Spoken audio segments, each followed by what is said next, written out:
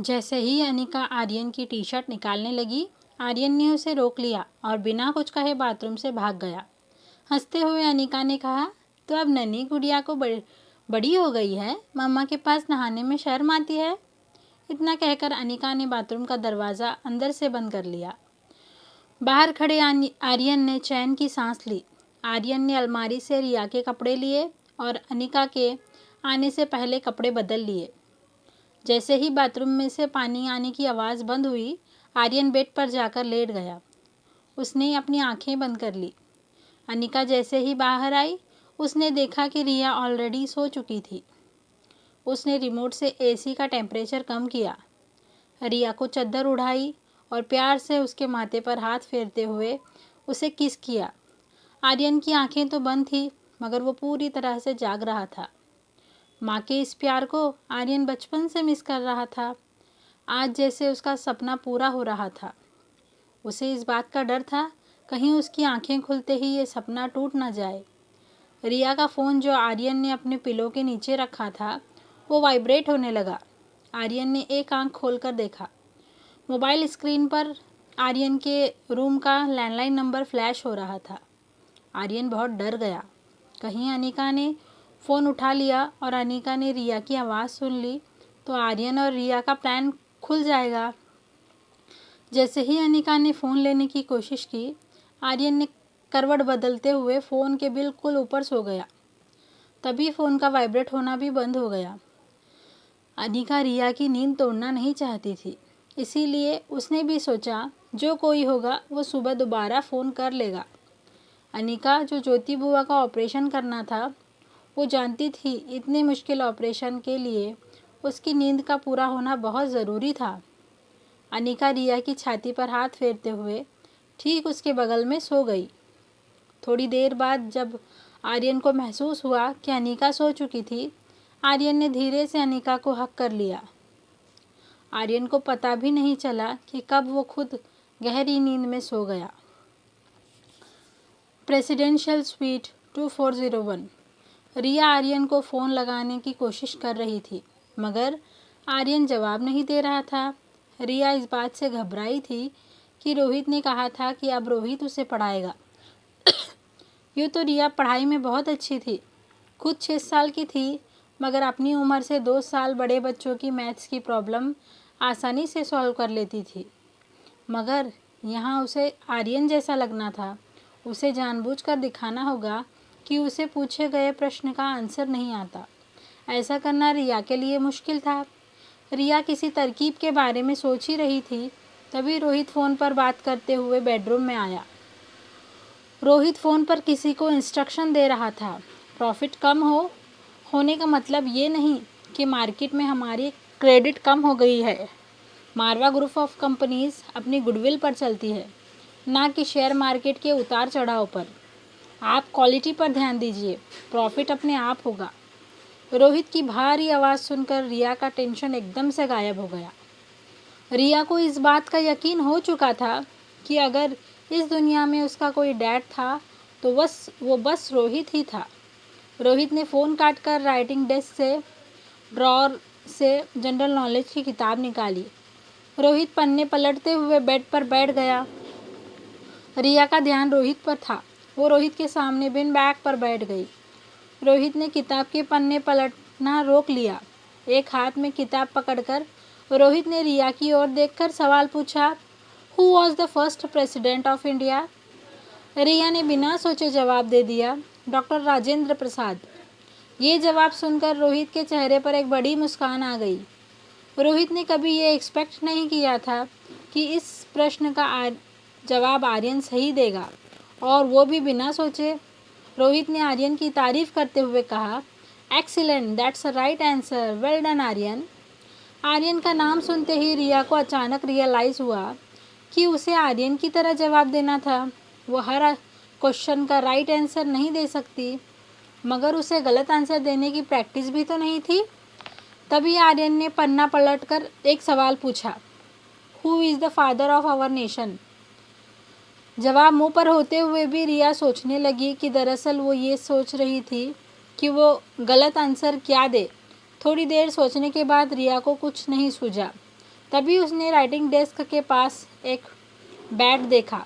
उसने तुरंत रोहित की ओर देखकर जवाब दिया, सचिन तेंदुलकर। जवाब सुनते ही रोहित के चेहरे की मुस्कान गायब हो गई।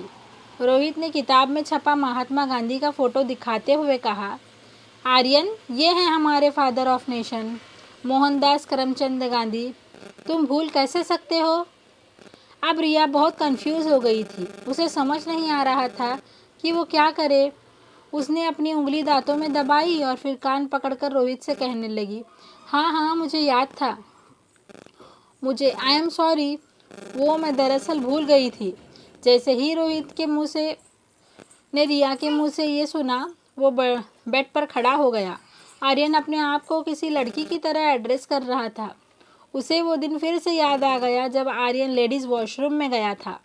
अचानक रिया को अपनी गलती का महसूस हुई। उसने अपने आप को करेक्ट करते हुए कहा, सॉरी सॉरी, वो मैं भूल गया था। रोहित ने किताब बंद कर ली। उसे डॉक्टर अग्रवाल की वो बात याद आई। बिन माँ बाप के बच्चे कभी कभी ऐसी मानसिक परिस्थितियों का शिकार होते हैं। रोहित को लगा कि मिस मैरी के टॉर्चर की वजह से शायद आर्यन को मानसिक तकलीफ पहुंची थी। वो रिया के पास गया और बिन बैग के बिल्कुल बगल में बैठ गया। रोहित रिया को समझाने लगा, देखो Aryan, I promise you miss Mary अब कभी वापस नहीं आएगी। मैं जल्दी ही तुम्हें किसी अच्छी से स्कूल में एडमिट करवा दूंगा। वहाँ तुम अपने जैसे ही प्यारे प्यारे दोस्त बनाना। ये सुनते ही रिया बड़े प्यार से बोली, डैड, अगर आप मेरे साथ हो तो मुझे किसी दोस्त की ज़रूरत नहीं। Love you dad. ये कहकर रिया ने रोहित को हक कर लिया। रिया आंखें बंद करके बोली, क्या आप कभी मॉम को मिस नहीं करते? आप और मम्मा एक साथ क्यों नहीं रहते? रोहित ये सुनकर बहुत डिस्टर्ब हो गया। आर्यन ने इससे पहले कभी ऐसा कुछ नहीं किया था। रोहित ने रिया को अपनी बाहों में उठाया और बेड पर लेटा दिया। रोहित ने रिया का हाथ पकड़कर उसे कहा, I think you need some rest. अभी सो जाओ, हम सुबह बात करेंगे। इतना कहकर रोहित ने रिया के कमरे की लाइट ऑफ कर दी और बेडरूम के बाहर चला गया। बेडरूम के बाहर आते ही रोहित बालकनी में चला गया। रोहित की चिंता आर्यन के लिए दिन ब दिन बढ़ रही थी। उसे आर्यन की मानसिक हालत को लेकर बहुत फिक्र थी। तभी अचानक रोहित को एक बात याद आई। अनिका ने नीचे लॉबी में रोहित को वार्न किया था कि आर्यन की टीचर उसे टॉर्चर कर रही थी। रोहित शॉक हो गया। वो सोचने लगा, आखिर ये सारी बातें अनिका को कैसे पता चली? क्या आर्यन किसी तरह अनिका के कांटेक्ट में था? और अगर था तो कैसे? रोहित लिविंग रूम में आया और सनी को आवाज़ लगाई, सनी, सनी यहाँ आओ। सनी अपने बेडरूम से दौड़ता हुआ बाहर आया। उसके एक हाथ में पॉपकॉर्न और एक हाथ में फ़ोन था जिस पर वो गेम खेल रहा था। सनी ने रोहित से पूछा, यस भैया, क्या हुआ? रोहित ने सनी के हाथ से मोबाइल छीन लिया और पॉपकॉर्न का टब भी लेकर डाइनिंग टेबल पर रख दिया। रोहित ने सनी से बहुत कड़क आवाज़ में पूछा, तुम्हारा ध्यान कहाँ रहता है? दिन भर कान हेडफोन में लगाए फ़ोन में घुसे रहते हो। तुम्हें पता भी है कि आर्यन दिन भर क्या करता है, किससे मिलता है, किससे बातें करता है? रोहित की ये बात सुनकर आर्यन का चेहरा बिल्कुल सूख गया। सनी को लगा आर्यन के गेमिंग हैबिट के बारे में रोहित को शायद सब कुछ पता चल गया है। सनी सब कुछ कन्फेस करने ही वाला था कि रोहित ने अपना मुंह घुमा लिया और सनी को कहा, सच बताओ सनी, क्या आर्यन सामने वाली गेस्ट को मिलता है, उससे बातें करता है? सवाल सुनकर सनी ने थोड़ी राहत महसूस की।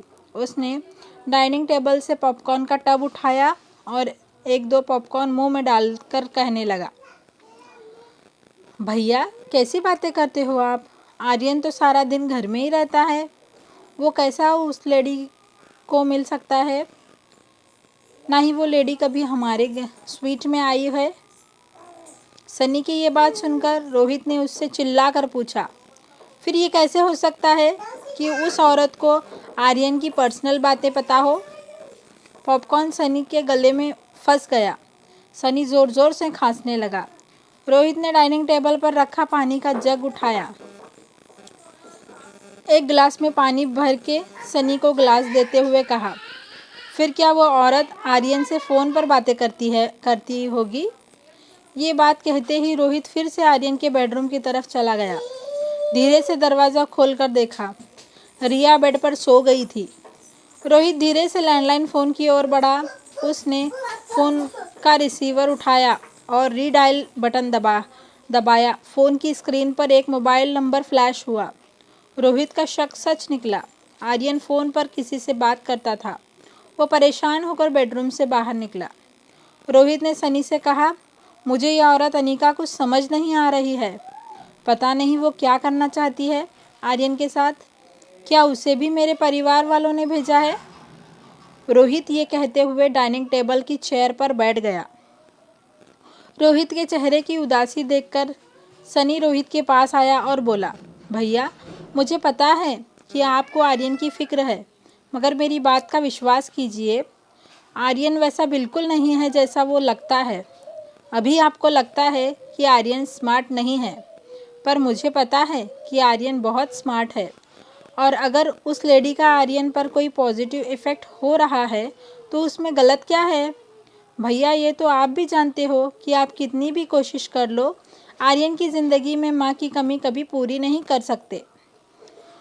रोहित को ज़िंदगी में कोई बात इतनी नहीं चुभी थी जितनी सनी की ये बात चुभी थी। वो बिना कुछ बोले खड़ा होकर अपने बेडरूम की तरफ चला गया। Next day.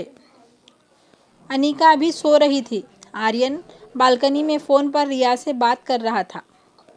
सॉरी, मैं कल तुम्हारा फ़ोन नहीं उठा पाया। तभी रिया ने धीमी आवाज़ में बोलना शुरू किया, तुम्हारे लिए खुशखबरी है। तुम्हारी उस टीचर मैरी की छुट्टी कर दी है और बहुत जल्द तुम्हें एक अच्छी स्कूल में एडमिशन भी मिल जाएगा। रिया की ये बात सुनकर आर्यन को विश्वास नहीं हो रहा था। उसने रिया से पूछा, आर यू सीरियस? तुम मजाक तो नहीं कर रहे ना? रिया ने इरिटेट होकर जवाब दिया, सुबह सुबह ऐसा मजाक कौन करता है? अच्छा, आप मेरी बात ध्यान से सुनो। आज का प्लान ये। रिया ने अभी ये कहा ही था कि उसे दरवाज़ा खोलने की आवाज़ आई। रिया ने झट से फ़ोन रख दिया। रिया ने दरवाजे की ओर देखा। ट्रैक पैंट, स्लीपर और बनियन में रोहित बेडरूम में आया। रोहित सुबह की एक्सरसाइज कभी नहीं मिस करता था। रोज़ की तरह एक्सरसाइज के बाद वो आर्यन को जगाने के लिए आया था। रोहित को देखते ही रिया ने एक बड़ी सी मुस्कान देकर कहा, वाओ डैड, आज तो आप बहुत ज़्यादा हैंडसम लग रहे हो। आर्यन की बात सुनकर रोहित के चेहरे पर भी स्माइल आ गई। वो रिया के बगल में आकर बैठ गया और अपनी उंगलियों से रिया का नाक पकड़कर बोला, तुम भी कुछ कम हैंडसम नहीं हो। ये बात सुनकर रिया की हंसी निकल गई। उसने रोहित को जवाब दिया, मैं हैंडसम नहीं, ब्यूटीफुल हूँ। क्या आप जानते हो बड़े होकर मुझे क्या बनना है? फिल्म में हीरोइन।